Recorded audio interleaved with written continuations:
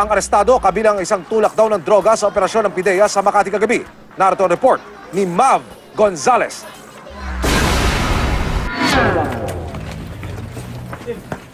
Go, go, go.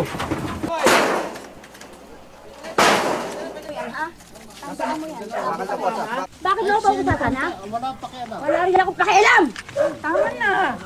Bakit? Masad? Nagkainitan ng mga tauhan ng PIDEA at ang babaeng ito sa isinagawang operasyon sa Barangay Sembo, Makati pasado hating gabi.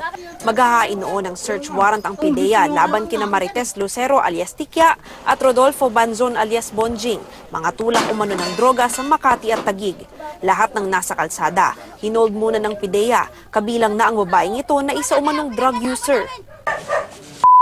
Pakikitaan mo ko?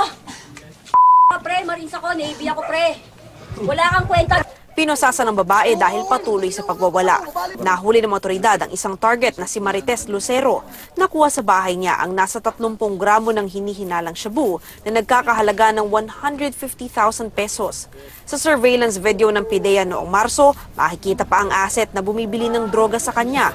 Pero todo tanggi si Lucero, natulak siya ng droga. Hindi ko po bahay yun. Anong gusto sabihin sa kanila? Wala po akong ginagawang kasalanan.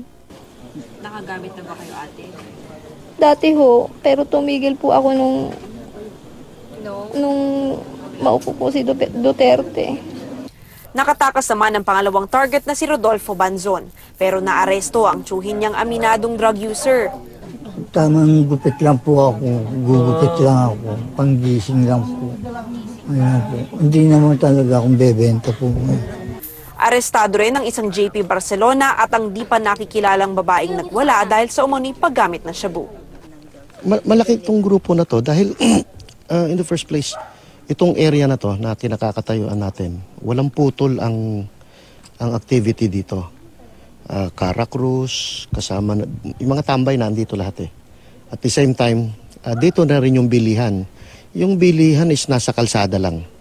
So in short, itong kalsada na to talaga accepted ng cluster houses dito sa Sampaloc. Yung drug trade. Maybe takot yung mga resident na baka may repercussion sa kanila.